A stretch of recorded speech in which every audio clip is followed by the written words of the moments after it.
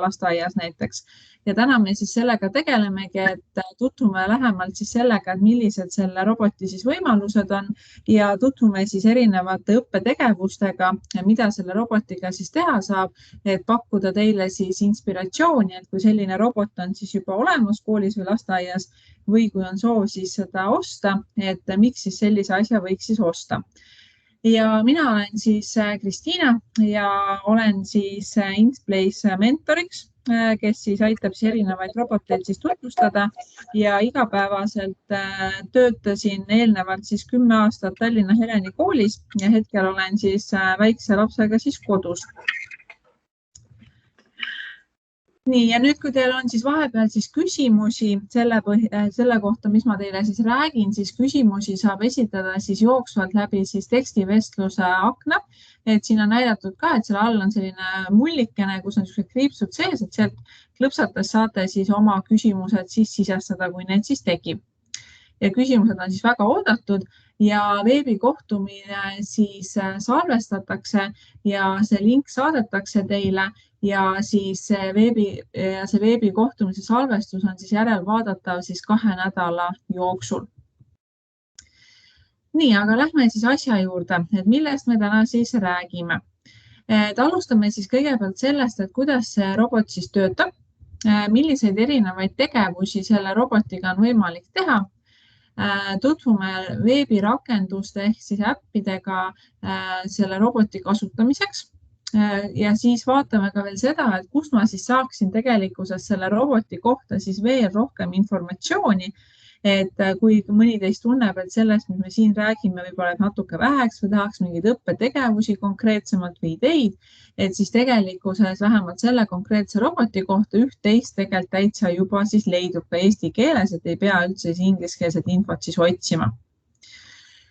Missugune see robot siis on? Et sellel robotil on meil siis LED-tuled, mis on siis sellisel paneelil siis selle palli sees ja see pall ise on siis läbipaistev ja see on ka tegelikult selle roboti üks selline suur pluss, et lapsed näevad tegelikult juba päris väikses vanuses, et millised erinevad detailid ja osad tegelikkuses roboti sees siis on, et need ei ole siis kasutaja eest siis ära peidetud ja see võiks ka siis tegelikkuses tekitada siis huvi selle roboti vastu või üldse robootika vastu siis rohkem lastes. Mis on veel selle roboti juures hästi hea, et ta on hästi vastupidav just näiteks väiksemate lastega töös, et me kõik teame seda, et võib-olla see väiksemale lapsele teinekord ka suuremale võid ju rääkida, et ole ettevaatlik, robot läheb katki, maha ei tohi kukkuda ja siis tuleb ikkagi kuskilt see, et ups, kukkus, aga et selle robotiga ei ole siis väga suurt hirmu, et ta siis katki läheks, et see vastupidavus on tal tõesti väga hea. See on ka veekindel, mis võimaldab siis teatud tegevusi temaga teha, millega me hiljem tutvume. Ta on eraldi programmeeritav ehk et lapsed saavad siis juba harjutada sellist lihtsamat programmeerimist, kus nad saavad nagu selliseid pusletükke kokku panna, et kes on tuttav näiteks siis Scratchiga, et siis sarnane programmeerimine on siis olemas ka Xerol, et saab sarnaselt siis panna robotid erinevaid tegevusi tegema, nagu Scratchis saab panna seda kassi siis erinevaid asju tegema. Ja ta on siis juhitav ja selle jaoks on olemas siis erinevad äpid, millega saab teda siis juhtida. Aku kestab tal vähemalt 2 tundi, et seda on hea teada,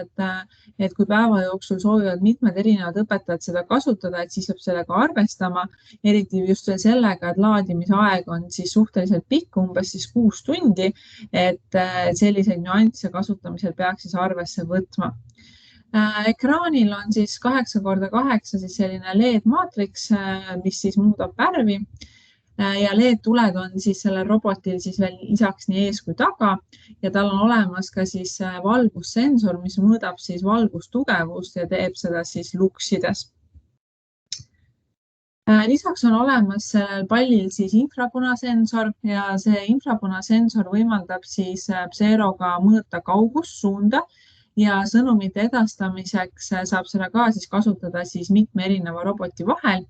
ja robotid suudavad omavahel suhelda kuni siis 4-meetrise vahemaa tagant. Ja lisaks on olemas siis robotil ka kompass, millega on võimalik siis robotil siis määrata suundasid.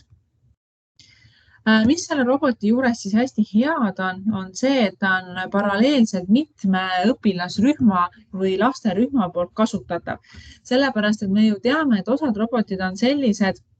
mis ka lastele väga meeldivad, mida peab ise näiteks kokku panema Lego tükkidest, aga sageli see üks õppetegevuse tund või siis üks huviringi tund ei pruugi olla nii pikk ja piisav selle jaoks, et laps oma töö valmis saaks ja siis pooleli olev robot peab jääma siis tegelikkuses seda last võib-olla nädalaks ajaks ootama, mis tegelikkuses tähendab seda, et teised lapsed tegelikult ei saa selle sama robotiga samaaegselt tegutseda, mis tähendab jällegi siis õppeasutusele seda lisaressurssi, et need roboteid peaks olema justkui rohkem, kui samaaegselt siis rohkem lapsi tahab sellega siis tegeleda, aga selle Pseeroga seda probleemi siis ei ole, et ta on mitme rühma poolt siis samaaegselt kasutatav, et kui jääb ka midagi pooleli, siis järgmine nädal saab lihtsalt edasi minna. Tal on hästi lai sihtrühm, et karbi peal on siin kirjas küll, et 8+ vanusest alates, aga tegelikult saab täitsa edukalt juba ka lasteaias siis kasutada ja lasteaiaõpetajad on ka tegelikult juba hästi palju erinevaid tegevusi ka välja mõelnud ja hooandjas mõned aastad tagasi või aasta tagasi, äkki enam ei mäletagi, oli ka projekt, kus siis koguti raha selle jaoks, et selle Pseero roboti kasutamiseks ja õpetamiseks välja anda selline käsiraamat, kus on siis oli, mis ma õigesti mäletan, 100 erinevat siis tegevust, mida siis selle Pseero palliga siis teha saab. Ja ta on tõesti hästi lai kasutusvaldkond, millega me hiljem ka tutvume, et seda saab kasutada tegelikult põhimõtteliselt praktiliselt igas ainetunnis või lasteaias igas õppetegevuses, et ainult siis oma fantaasia on siis selleks piiriks. Ta on vastupidav ja ta talub ka erinevaid keskkondi ja selliseid temperatuuri kõikumisi, näiteks kuna ta on veekindel, et saab temaga ka vees tegutseda. Nagu me enne juba rääkisime, et see kest on läbipaistev, mis võimaldab tekitada siis lastel võib-olla suuremat huvi siis robotika vastu ja lapsed näevad, et mis siis tegelikult ühe roboti sees on. Teda on hästi hea lihtne laadida, selleks on lihtsalt vaja siis USB juhet, et midagi keerulist ei ole. Ja et on olemas siis äpid, mis võimaldavad siis seda robotit siis kasutada ja selle tulemusena siis on teda hästi lihtne tegelikult siis õppekeskkondades kasutada, kuigi lihtsalt nende äppidega rakendamiseks on vajalik siis selline lihtsam inglise keele oskus. Negatiivsete omaduste poole pealt on siis sellel robotil see, et see aku vastupidavus on suhteliselt lühike, aga samas see laadimisaeg on hästi pikk, mis tegelikult, kui me ju natukene arvutame, on ju mõtleme, et kas lasteaias näiteks õppetegevused on ka seal peale hommikusööki ja kui nüüd õpetaja teeb need tegevused lastega ära, siis 6 tundi laeb, siis tegelikult ega samal päeval väga enam selle sama robotiga nagu keegi teine tegutseda nagu ei jõua. Et see on võib-olla niisugune suurim miinus tal, siis ta vajab kindlasti nutiseadet, et siis töötada. Ja see nutiseadmega ühildumine võib ka siis teinekord natuke aega võtta, et oluline on see, et see nutiseade peab olema siis piisavalt lähedal, et ta ei tohi olla liiga kaugel ja et kui samaaegselt siis mitut seda robotipalli tahta ühendada, nad on kõik nagu hästi lähestikku, nutiseadmed on ka lähestikku, et siis võib olla alguses raske aru saada, et oota, millise palli nüüd minu nutiseade siis nii-öelda ära ühendas või omaks võttis. Õppekeskkond on siis võõrkeelne, ingliskeelne, et see võib ka siis mõnel inimesel saada siis takistuseks, et laste puhul minu praktika isegi seal 1.–2. klassi lastega, kes on olnud ka isegi erivajadusega, ei ole nagu väga probleemi olnud, et mingid sõnad me oleme kirjutanud tahvli peale tõlke juurde ja lastel jääb tegelikult suhteliselt kiiresti siis meelde. Ja siis selline suletud korpus, et seda robotit ei saa siis niimoodi tükkideks lahti lammutada, et kindlasti mõnel lapsel võib olla ka selle vastu huvi, aga siis selle jaoks tegelikult peab leidma siis lapsele mõne teistsuguse roboti, millega siis seda huvi siis ammendada. Ja esimene asi, millest me siis räägime, ongi siis see roboti ühendamine siis nutiseadmega, nagu ma juba rääkisin, et see nutiseade peab olema siis robotile lähedal. Et võibki täitsa niimoodi võtta, et üks robot on siis ühes käes ja nutiseade on teises käes ja asetada nad kõrvuti, et siis on see ühildumine tegelikult siis kõige kiirem ja tuleb siis vajutada telefoni või tahvelarvuti ekraanil siis Connect robot. tuleb valida siis roboti liik ehk et selles äpis, millega siis ühildub see pall, on tegelikult siis erinevaid neid robotpalle, et on näiteks Zero Spark või Zero Mini, et sa pead kindlasti veenduma, et sa tead, missugust liiki robot siis sinul konkreetselt on ja seda infot ka lastele jagama või õpilastele, et nemad siis ka teaksid, et mis roboti nad sealt oma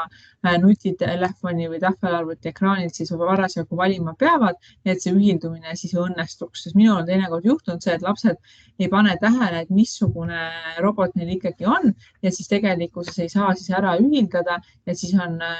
on kohe probleem, et aga miks minu robot ei ühildu, et tegelikult kõik need robotitega tegevused on kohati ka sellised head tähelepanuharjutused, et kogu aeg tuleb tegelikult jälgida, mida sa siis tegema pead. Ja mis rakendusi me siis saame selle robotiga kasutada, et on olemas siis erinevad rakendused siis nii Apple'i kui Androidi põhistele siis telefonidele ja nutiseadmetele üldiselt. Et ainult Apple'il on siis selline rakendus nagu Swift Playground ja siis Apple'ile ja Androidi telefonidele on Zero Play ja Zero Edu. Zero Play on rohkem selline mängulisem keskkond, et ta on hästi hea alguses näiteks just lasteaias või ka näiteks algklassides lapsele tutvustada selle kaudu siis seda Zero palli. Laps saab selliseid lihtsamaid harjutusi seal teha, seal on erinevad missioonid väljakutseteks, aga Zero Edu, see on juba siis selline õppetegevust toetav rakendus, kus saab siis juba siis kirjutada plokkidega siis erinevaid kooditükikesi ja seda saab kasutada siis enamike Zero robotitega. Ja siin me saamegi siis programmeerida robotid, mis tegelikult muudabki siis selle Zero palli niivõrd hästi kasutatavaks nii siis väiksemate lastega kui ka tegelikult juba kooliõpilastega, isegi võiks öelda, et veel teises kooliastmes oleneb, missugused siis nende eelnevad teadmised on, sellepärast et programmeerimise kaudu saab neid õppetegevusi siis ajada siis keerulisemaks. Ja õppetöös üldiselt oleks mõistlik ja soovituslik kasutada siis rakendust, mis toimub siis mõlemal seadmel, eriti mõeldes just sellele, et kui laps läheb näiteks koju ja talle ka ostetakse kodus siis samasugune robot ja ta tahaks seda kasutada, et siis ta juba neid rakendusi tegelikult lasteaiast või koolist siis tunneb. Et selle peale tasuks ka siis mõelda, et need, mis on siis mõlemal telefonil või tahvelarvutil universaalsed. Ja nüüd selle jaoks, et seda Zero Edu siis kasutada, et kui me tahame seal programmeerida ja natuke keerulisemaid asju teha, et selleks on vaja siis luua õpetajal ja ka õpilastel siis kasutajakonto. Ja kasutajakonto loomisel on meil siis 3 rolli, et meil on olemas siis õpilane, õpetaja ja lapsevanem. Et õpilasel, kes on alla 14 aasta, küsitakse siis lapsevanema e-posti, et see on selline oluline teadmine, mille võiks siis endale meelde jätta. Ja õpetajana on võimalik siis selles rakenduses hallata klassi, luua neile siis erinevaid ülesandeid ja jälgida siis ülesannete täitmist siis samamoodi. Ja samas siis lapsevanema kontoga on võimalik luua siis kasutajakonto lastele, kes on siis alla 13 aasta. Et kui näiteks tahtagi siis lastega seda kasutada, et siis peaks tegema lapsevanematega siis selle keskkonna kasutamiseks koostööd, et lapsevanem siis loob selle kasutajakonto siis lapsele ära. Nüüd selle Zero juures on üks hästi oluline nüanss siis suunamine, et kui panna siis see robot siis tööle, et siis kõigepealt on tal vaja siis valida selline õige suund. Ja robot peab olema siis suunatud või me võime ka öelda, et orienteeritud siis kasutaja suhtes, et robot liiguks siis kindlas suunas. Ja suunamiseks tuleb siis selle roboti sees siis selline sinine lamp keerata siis kasutaja poole või teine võimalus on siis see, et kasutada siis automaatse suunamise valikut ehk siis kompassi, et kui võtta see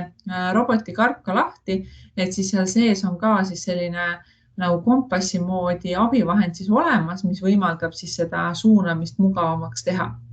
Ja siin on näete pilt ka olemas siin nurgas, et selline sinine siis kompassi analoogne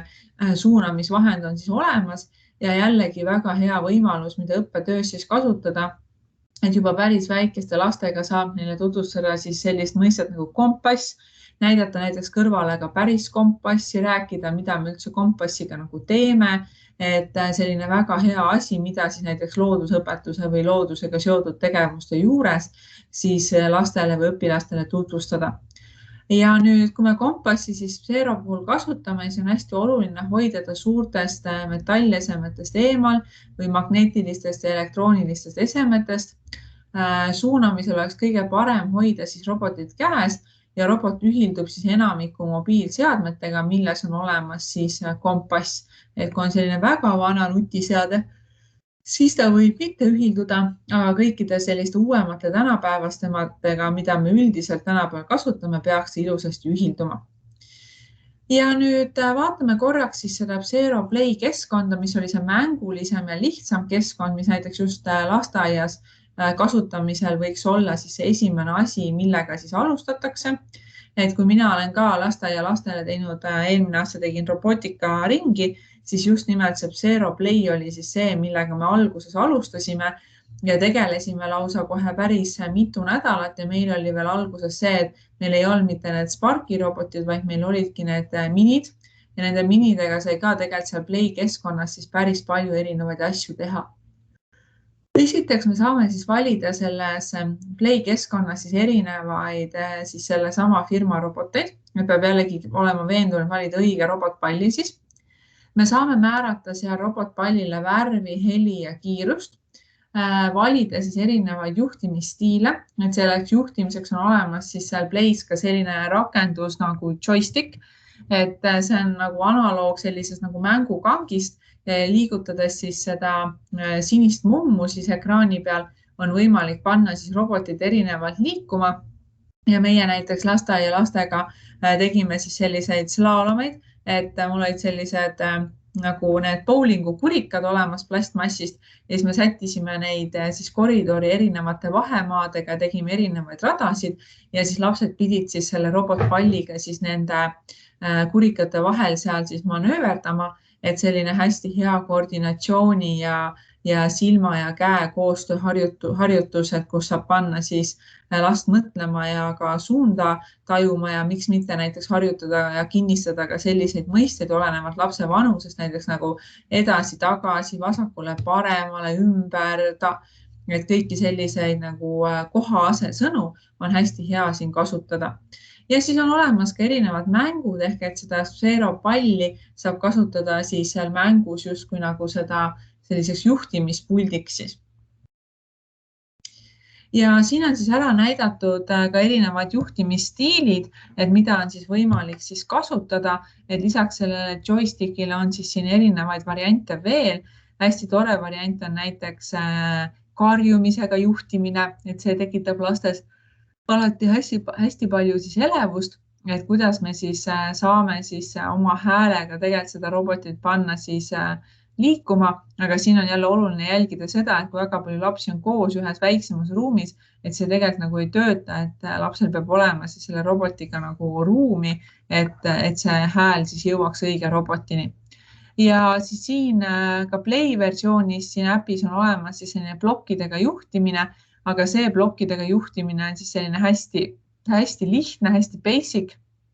Me näeme siin 4 erinevat värvi siis nooli, mida siis saab panna siis erinevasse järjekorda ja selle järgi siis hakkab robot siis liikuma ja siis nende pirnidega, mis on siin erinevat värvi, on võimalik panna siis neid roboti LED-tulesid erinevalt siis särama ja tekitada nagu sellist valgusshow'd justkui. Ja nüüd, nagu me juba ka rääkisime, et siis selleks, et neid mänge mängida, siis selles Play äpis siis robot tuleb siis kätte võtta ja et roboti liigutamise kaudu on võimalik siis ekraanil liikumist ka siis muuta. Ja teine rakendus on siis Zero Edu, et siin on võimalik siis kõigepealt valida siis programmi tüüp ja väljale saab sisestada siis programmi nime, et kui me hakkame mingit programmi siis looma selles keskkonnas, et siis kõigepealt on vajalik see programm siis ära nimetada ja programmi võiks siis nimetada siis nõnda, et tekiks siis mingi süsteem seal keskkonnas, et kõik vajalikud asjad siis võimalikult kergesti siis üles leida. Siin on võimalik meil siis joonistada näiteks teekonda, et see on siin number 2 juures siis see troov on ju. Siis number 3 on ära märgitud siis sellise graafiliste plokkide abil siis programmeerimine, ehk siis see on see Scratchi analoog, et saab siis erinevatest plokkidest panna kokku siis käsklusi roboti jaoks ja see on hästi hea viis, kuidas siis lapsele tutvustada programmeerimist, et me ei hakka ju ühelegi väikesele lapsele kohe tutvustama siis tekstilist programmeerimist kuskil Javas või siis Pythonis näiteks, aga kõiki neid programmeerimise põhimõtteid, probleemi lahendamist ja kõik see, mis teeb programmeerimise, on täiesti vabalt võimalik siis selle plokilise programmeerimisega ka tegelikkuses siis tutvustada. Ja eriti osavatele, kelle areng on siis teistest ees või kes juba siis niimoodi vanemas kooliastmes, siis ütleme nii, et ärme ütle vanemas eas, vanemas kooliastmes avastavad enda jaoks Zero palli, et see on võimalik ka tekstiliselt siis kasutada seda programmeerimist. Ja siis 5 ja 6 on tähistatud vastavalt siis tühistamine ja loomine, et see sinine nupp, kuhu peale on kirjutatud create, et see sinna vajutades saab luua siis uue programmi ja avaneb siis peale sinna nupule vajutamist meile siis programmeerimiskeskkond, kus on võimalik hakata juba siis seda robotit programmeerima ja saata talle siis erinevaid käskluseid, mida me tahame, et ta teeks. Ja nüüd, kui me võtame siis selle drive and draw käskluse, siis sealt on võimalik meil siis juhtida siis seda robotit selle drive nupu abil ja on võimalik joonistada siis erinevaid radu ja selliseid teekondi ja neid radu saab siis hakata joonistama, kui me valime siis programs käskluse alt siis alajaotuse My Programs ja vajutame sealt siis plussi, et siis me saame hakata siis tegutsema. Ja uues aknas saab valida siis draw ja jällegi tuleb veenduda selles, et oleks valitud siis õige robot ja kui selles ollakse veendunud, siis viimase asjana tuleb vajutada siis create. Ja nüüd see aim on siis see suunamise osa, kus on võimalik siis suunata robot siis vajalikus suunas siis tegutsema ja et vertikaalse joonega toimub siis kiiruse muutmine ja horisontaalse joonega siis tugevuse muutmine. Ja kui me siis värvi muudame, et siis selle tulemusena muutub ka roboti ekraani värv. Et see värvi muutmine on ka jälle see, mis sageli siis lastele tekitab sellist elevust ja samas siis oleneb, mis vanuses seda kasutada, et siis teatud lastega on võimalik kas või näiteks värve selle kaudu siis õppida. Ja draw osas on samamoodi siis, et see aim on siis see suunamine ja vertikaalse joonega saab muuta kiirust ja värvi muutmisel muutub siis ka roboti ekraani värv ja ekraanile võib joonistada siis raja erinevate värvidega ja vastavalt sellele, et millal ta siis selle värvi osa siis läbib, et siis ka roboti LED-ekraanil siis värv selle tulemusena siis muutub. Ja Xeroga saab siis valida ja katsetada erinevaid ka siis Xero poolt juba eelnevalt valmis loodud siis programme, et saab siis selle siis oma robotis tööle panna ja jälgida, et mida siis robot teeb ja näiteks seda ongi väga hea lastega kasutada näiteks näidisena, et näed, et sellist programmi kasutades sinu robot näiteks teeb selliseid asju, aga nüüd sina proovi siis ise programmeerida midagi siis analoogset ja et lapsel on olemas siis teatud eeskuju, mida ta saab siis kasutada. Ja nüüd siin Xero edus on olemas siis veel ka meil selline variant nagu Xero Classroom. Et see Xero Classroomis on siis olemasolevad ülesanded ja nende siis lahendamine. Õpetajana saan ma ise ülesanded sinna juurde lisada. Ma saan komplekteerida enda jaoks klasse, et näiteks hästi hea on see just selles olukorras, kus teha näiteks mingit huviringi, et kus siis huviringis näiteks koolis ka ei ole ju huviringi koosseis sama, mis näiteks 5. C või 5. A klassi koosseis on ju, et ma saan ise neid klasse siis kokku panna, et ma ei pea sõltuma mingist e-kooli või mingist EHISE nimekirjast. Ma saan määrata õpilastele ülesandeid ehk saata neile nagu selliseid väljakutseid, mida nad peavad siis lahendama ja kogu klassi haldus toimub siis sellisel veebilehel nagu edu.sfero.com, et sinna peab siis õpetaja siis sisse logima ja seal on võimalik siis hallata. Ehk et muidu nagu kogu see tegevus selle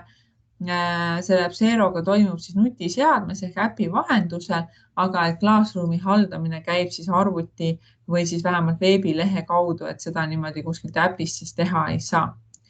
Ja siin on näidatud ära siis ka see ekraani vaade siis sellest, et missugune see Classroom siis välja näeb, kui me selle lehe siis avame. Et meil on olemas siin õppijad, ülesanded on ju. Meil on võimalik siin luua uusi klasse, mis on tähistatud number 3-ga. Siis kes juba kasutab oma õpilastega või oma koolis siis näiteks Google Classroomi, et siis on võimalik see Google Classroomiga siis sünkroniseerida. Me saame lisada siis õppijaid. On võimalik siis õpilaste kontosid deaktiveerida või klassid ära arhiveerida. Näiteks, et need on tähistatud siis number 7-ga, et õppeaasta lõpus näiteks, et mingi klass või rühm lõpetab, et siis me saame selle näiteks ära arhiveerida. Ja siis on olemas siis kasutajad. Et neid võimalusi, mida siis siin lehe peal saab teha, on tegelikkuses päris palju siis erinevaid. Ja siin on näha siis see Sfero programmeerimine, et kuidas see kooditüki välja kokku panemine ja kirjutamine siis välja näeb. Ehk et Sferos siis plokkidega programmeerimine ongi siis see, kus me saame valida siis erinevaid plokke, panna nad enda jaoks meelepärasse jadasse ja siis selle tulemusena hakkab siis robot siis seda programmi siis kordama. Ja siin on näiteks näide siis sellest, kuidas siis Sfero sinna LED-ekraanile tekib siis selline süda, et hästi hea asi, mida näiteks siis südamepäeval, näiteks sõbrapäeval lastega siis teha. Ja nüüd ongi siis see tegelikkuses see kõige selline põletavam küsimus, et kuidas siis kasutada siis õpetamisel. Et vahepeal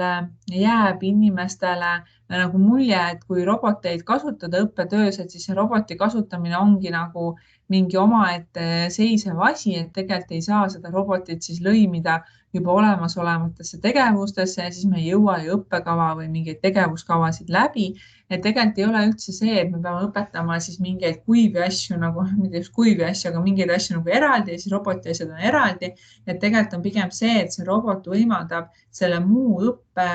õppimist muuta siis laste jaoks ja õpetajate jaoks siis tunduvalt põnevamaks ja kõiki neid erinevaid õpitulemusi, mis erinevates õppeainetes või õppetegevustes meil siis on võimalik siis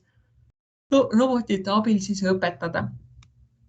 Ja nüüd ma jagan teiega siis mõningaid mõtteid, et kuidas seda siis konkreetsemalt teha. Et näiteks kunstiõpetuses on hästi hea siis erinevad kostümeerimisülesanded. Et näiteks nende robotipallidega on võimalik mängida siis erinevaid lavastusi ja lastel on võimalik ise neile paberist või miks mitte ka kangast või vildist või mis iganes materjalist valmistades erinevaid kostüüme ja siis on võimalik näiteks lavastada, et kas või näiteks mingi 3 põrsakest või 7 kitsetalle või punamütsikene, et kõiki selliseid asju tegelikkuses saab siis selle robotiga siis teha.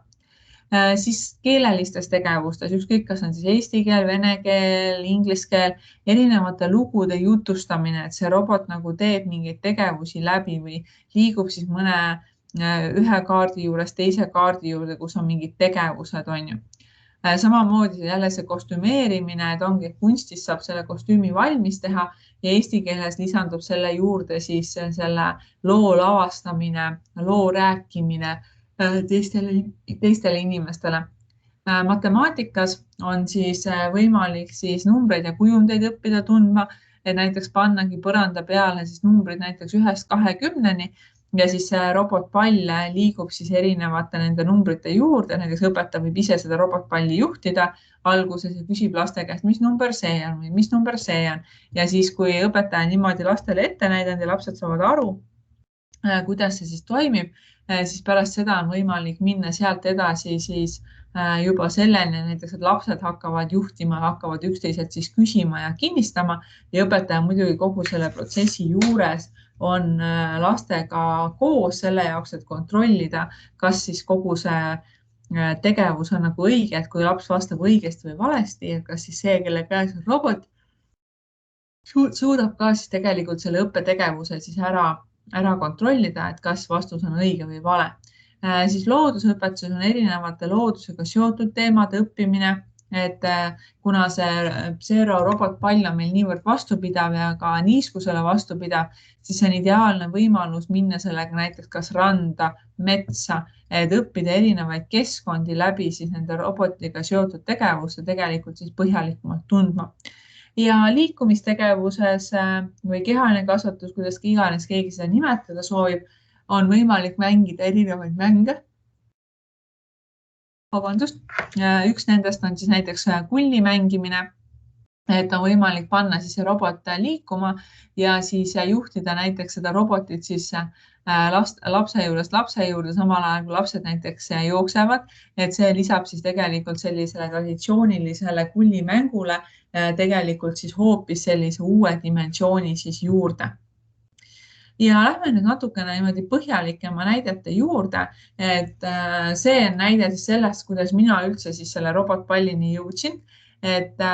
see oli Tallinna Ülikoolis meil, ma õppisin eripedagoog nõustajaks ja siis seal oli ka meil robootika aine, mida siis oli võimalik siis võtta ja siis seal keegi tutvustas, et näed, et panna see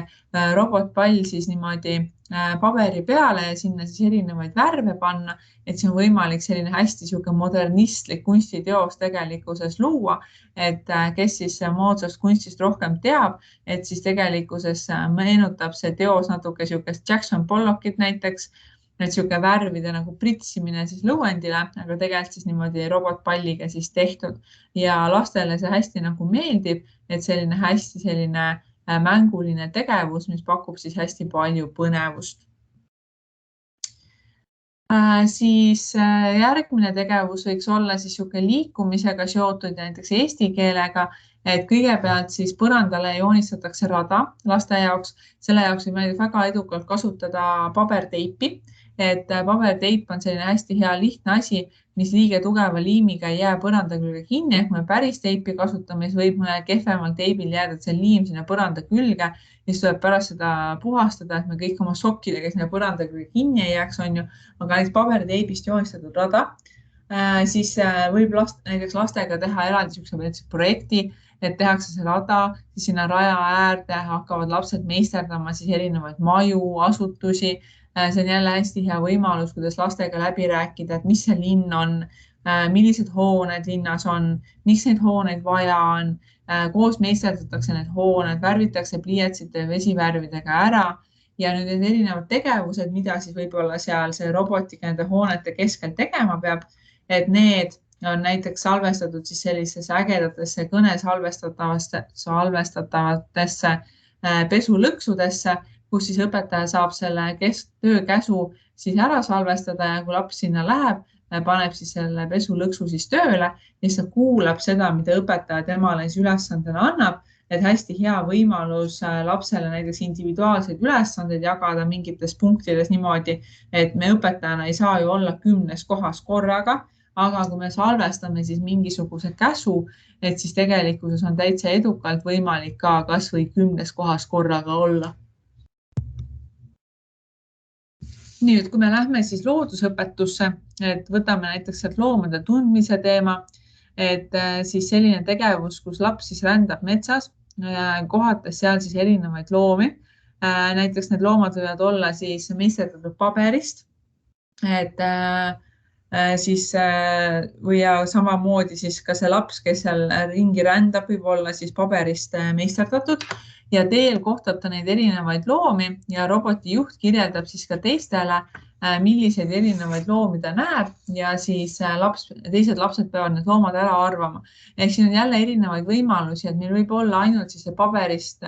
laps meisterdatud, kes siis rändab ja roboti juht siis niimoodi ise käigu pealt mõtleb, mis loomi ta metsas siis näeb, hakkab neid kirjeldama, et näiteks ma kõnnin metsas ja ma näen ühte punase valgekirjut looma. See loom magab talvel talve und ja siis mida ta sööb, on ju kõiki neid asju ja siis rühmakaaslased või klassikaaslased hakkavad siis pakkuma, et mida ta siis tegelikkuses siis näeb ja see, kes ära arvab, mida ta siis tegelikult näeb, et temast saab siis järgmine siis see roboti juht. Siis sellised eesti keelega seotud siuksed loovad ülesanded, et näiteks vaatlusoskuse ja loovuse arendamiseks sobivad hästi siis sellised ülesanded, kus näiteks õpetaja teeb siis sellise lühilavastuse ja lavastusega ei kaasne siis õpetaja poolseid selgitusi, vaid lapsed siis vaatavadki seda, mida nad siis näevad. Ja just seda, mida neile siis robotiga esitatakse ja nähtu põhjal panevad õpilased kirja tervikjutu, mida nende arvates siis robotiga jutustati. Sellele võib järgneda siis ka arutelu ja miks mitte näiteks ka nende juttude ette lugemine ja see näitabki tegelikkuses lastele seda, et kui tegelikkuses erinevalt me võime millestki, mida me näeme, aru saada ja kui oluline on ikkagi tegelikkuses see siis sihuke läbirääkimine ja arutelu oskus selle jaoks, et me saaksime kõik asjadest ühtemoodi ja õigesti aru. Siis selline ülesanne või tegevus nagu suuna robot sihtkohta, et ülesannet on võimalik läbi viia siis tavalises klassiruumis. Soovi korral on võimalik kasutada ka siis sellist spetsiaalset õppeplatsi, mida on võimalik teha ka siis koridori või kuskile õue, on ju, et see on täitsa sihuke õpetaja vaba valik. Ja oluline on siis see, et robot saaks siis paikneda nii all, peal, kõrval, taga ja miks mitte näiteks ka sees, et see on jälle selline ideaalne võimalus, kuidas siis õppida lastega siis erinevaid neid koha-asesõnu, et kuidas neid õigesti siis kasutada. Ja põnevust võib siis laste jaoks tuua siis sellega, et kui luua siis sinna ruumi siis laste jaoks mingeid uusi erilisi ehitisi, sildu,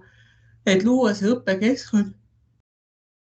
teistsuguseks ja näiteks me saame kas või legodest näiteks siis kokku panna siis silla, näiteks, et kus siis robot saab näiteks minna silla alla või silla kõrvale, silla ette, silla taha, et tegelikult neid võimalusi on hästi-hästi palju ja kindlasti tasub siis lapsi ka nendesse sellise keskkonna loomise ja keskkonna muutmise ülesannetesse siis kaasata, et nemad mõistaksid siis just ka selle inimese rolli siis keskkonna muutumisel. Siis plaan ja tegelikkus on siis selline ülesanne, kus õpilane peab koostama siis programmi, et esimese puhul koostab kasutatud trajektoori joonistamist ja teise puhul siis graafilist programmeerimist. Ehk et kasutades kahte erinevat siis programmeerimise viisi, saame pärast siis võrrelda, et tegelikult kumb on võib-olla täpsem, kummal tekkis rohkem siis eksimusi, et kõik see on siis võimalik. Ja programmi käivitamisel peab siis robot põrandal läbima siis sellise näiteks ruudukujulise või kolmnurga või ringikujulise trajektoori. Ja pärast on siis võimalik siis õpilastel uurida, kas siis omavahel arutades või klassis siis ühiselt suurelt arutledes, et millised muutused siis tegelikkuses seal trajektoori läbimisel siis toimusid ja kumb trajektoori läbimise viis, ehk see programmeerimise viis või tegelikkuses täpsem, kas see, kui me joonistame või see, kui me tegelikkuses siis programmeerime. Ja õpilane võrdleb tulemusi ning põhjendab, et millest need erinevused siis tekkisid ja lõpuks peab õpilane siis otsustama, millisel viisil saab ta siis tegelikult kõige täpsema tulemuse. Et selline hästi hea, nagu võiks natuke isegi öelda, on loodusteaduslik ülesanne, mida saab tegelikult väga vabalt kasutada ka teises kooliastmes, näiteks loodusõpetuse tunnis, et paneb siis mõtlema. Ja siis selline lihtsam ülesanne näiteks, mis sobib väga hästi lasteaeda, on koosta sõna, et näiteks lapse ees on olemas siis tähekaardid ja siis robot tuleb juhtida siis õigete tähekaardide juurde ja kui robot jõuab sinna tähekaardini, siis laps võtab selle tähekaardi, tõstab enda ette, läheb järgmise tähekaardini, tõstab jälle enda ette, lõpuks tuleb sellest kokku siis sõna. Ja siis on oluline pärast kontrollida, et kas see sõna, mis siis niimoodi selle robotiga mänguliselt kokku pandi, et kas ta on siis grammatiliselt õige, mida see sõna tegelikkuses tähendab, et selline teistsugune viis, kuidas siis sõnu kokku laduda. Siis saab ka kasutada näiteks geomeetriliste kujundite leidmiseks. Et üks hästi lihtne viis selleks on see, et näiteks õpetajana olete varem siis välja lõiganud erinevaid geomeetrilisi kujundeid ja Zero otsib siis kujundit, mille siis õpetaja ütleb või õpetaja võib ka kirjeldada. Näiteks kujundil on kõik küljed võrdsed. Meie rühmas või meie klassiruumis on seda kujundit, selle kujundi sarnased asjad enamasti rohelised ja sinised, mitte kunagi kollased. Ja siis tulebki vaadata, et missuguseid esemeid, kui palju siis ruumis on ja seda ruumi ka siis kasutada selleks kirjelduse loomiseks selle jaoks, et lapsel oleks siis võimalikult lihtne see kujund siis üles leida. Näiteks tähtpäevade õppimiseks ja kordamiseks, et maha on joonistatud rada, mille ääres on siis erinevad tähtpäevad ja kui laps liigub siis selle robotiga erinevate tähtpäevade juurde, et siis laps peab ära arvama selle tähtpäeva ja nimetama ühe tähtpäeva traditsiooni. Näiteks kui on arvamise osa, siis ongi see näiteks, et mitte ei ole kirjutatud sinna raja peale siis see tähtpäev nagu kadripäev või mardipäev või jõulud, vaid on näiteks pandud kuupäevad. Ja kui laps tutvub nende erinevate kuupäevadega, et siis selle kaudu peab ta aru saama, et missuguse tähtpäevaga siis eestlaste jaoks siis tegemist on. Siis on võimalik selle Psero kasutamiseks teha erinevaid radu, kasutada selleks erinevaid materjale. Siin on tehtud näiteks legost, papist, teibiga, et jällegi, et fantaasia on ainuke asi, mis piiri siis ette paneb. Siis on võimalik siis selle Psero, selle palli ümber ehitada siis selline nagu mingisugune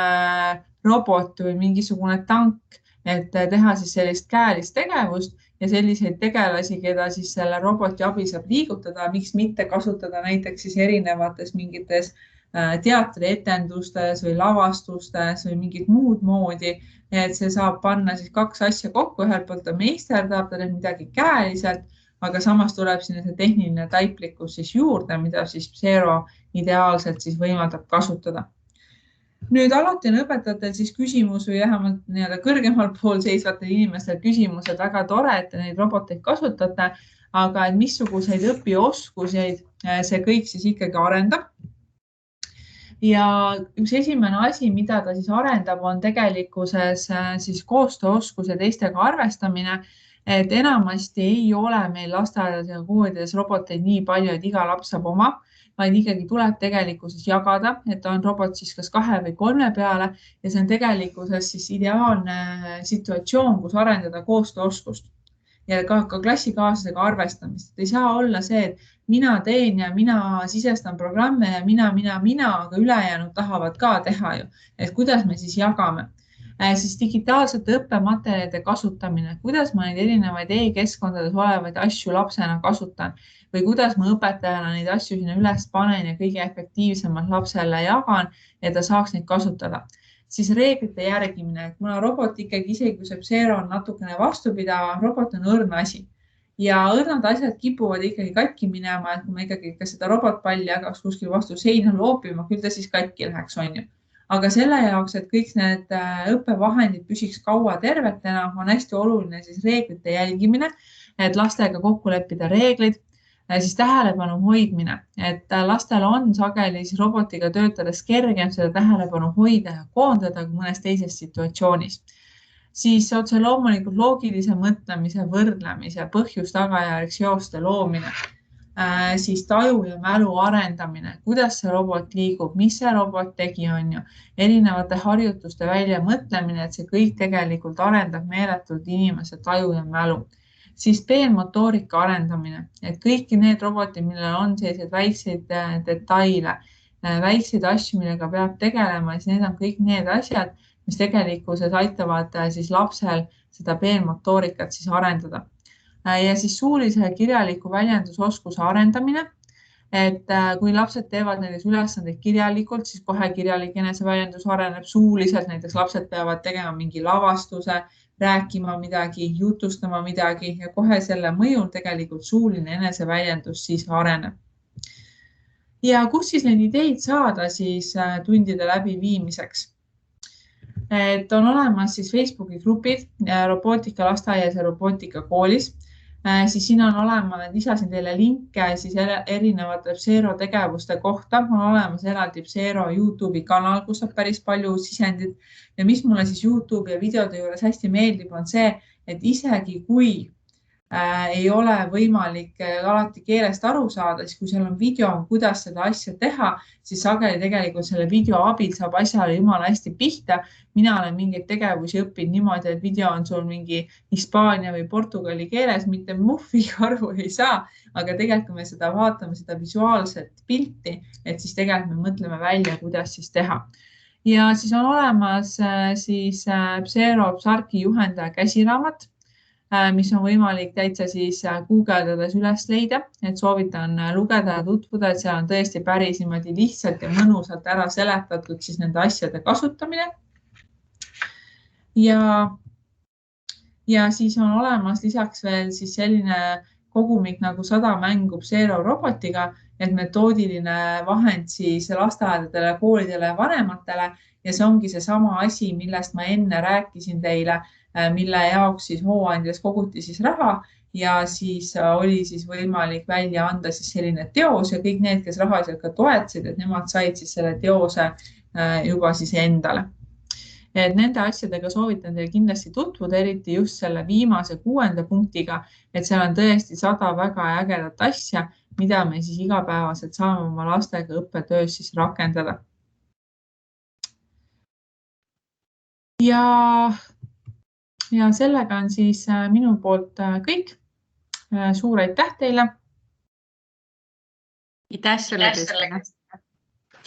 Üks väike küsimus siin on tekkinud vahepeal, et kas neid slaide on võimalik ka endale saada? See küsimus, ma enne su käest küsisin, et kas ma teen ja jagan, aga ja saab küll, et ei ole üldse probleemi, et ma õhtul teen need slaidid PDF-iks ja saadan Jannele ja siis Janne saab juba teile kõigile need edasi jagada, et ei ole üldse probleemi. Väga hea, kas kellelgi on veel mingisuguseid küsimusi tekkinud? Et tõesti väga-väga põhjalik ja väga hea ettekanne oli. Aga kui kellelgi on veel küsimusi, siis nüüd on hetk.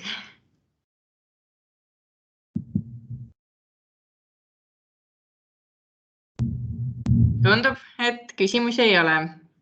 Aga lisan teile siia chati ühe lingi ja see on siis tagasiside vorm, et me saaksime teie kõigi käest ka tagasiside, et kuidas te jäite selle veebiseminariga rahule ja loosime välja teile siis ka auhinnad, et kõikidele, kes on vastanud. Ja lisaks siis räägiks teile pisut sellest, et oleme koostanud ka VIP-õppematerjale, et selleks, et te saaksite, vaatame kohe, kas see tuleb siia nüüd ette ja kas ma panin õige asja. On Insplayl olemas VIP-õppematerjalid. Et siin küll hetkel Xero Bolti kohta meil neid materjale ei ole, aga meil on plaanis see teha, et nii nagu on Liikuri lasteaias tehtud seesama 100 erinevat Xero Bolti tegevust, mis on tõesti väga hea materjal ja soovitan üles otsida, siis saate ka kindlasti jälle laadida, et kuna teil on olemas ka kindlasti paljudel teised robotid, mis siin siis piltidel on, et te leiaksite ka nendele kasutust. Ja siin on siis olemas õpilugude raamatud Beebotile, Bluebotile, Osobotile, M-Tine'ile, Coding Expressile, Maastikurobotile, lisaks siis Spike'ile üks suur tunniplaanide kogumik ja Steampargile samuti õpetajajuhend on olemas. Ja veel tahaksin ma teid kutsuda ka siis paarile üritusele, et järgmisel nädalal anname teada ka sellest, et tuleb Roboolümpia 2021 ja seal siis on ülesanne ka Xero Boltile ja soovitame seda Xero Boltil teha just õues. Et täpsemalt selle kohta te siis kuulete järgmisel nädalal. Saadan siis neile, kes on lubanud mul omale kirja saata, aga kindlasti kutse. Ja kindlasti kutsume teid ka iduedule, mis toimub 26. oktoobril. Ja seal on samuti meil olemas töötuba. Seekord räägime küll Lego uuest muutunud õppesüsteemist ja sellest, miks neil nii palju uusi tooteid on tulnud ja vanad ära kadunud. ja kui teil tõesti rohkem küsimusi ei ole, siis Kristiina esineb meil ka Dashi koolitusel, et tean, et nii mõnigi teist võtab ka sellest osa.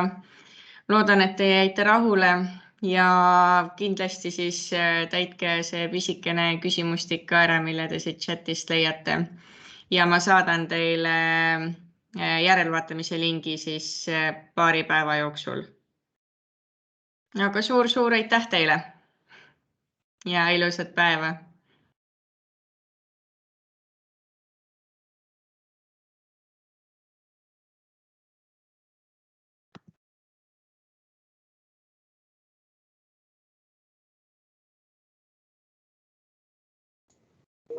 Meil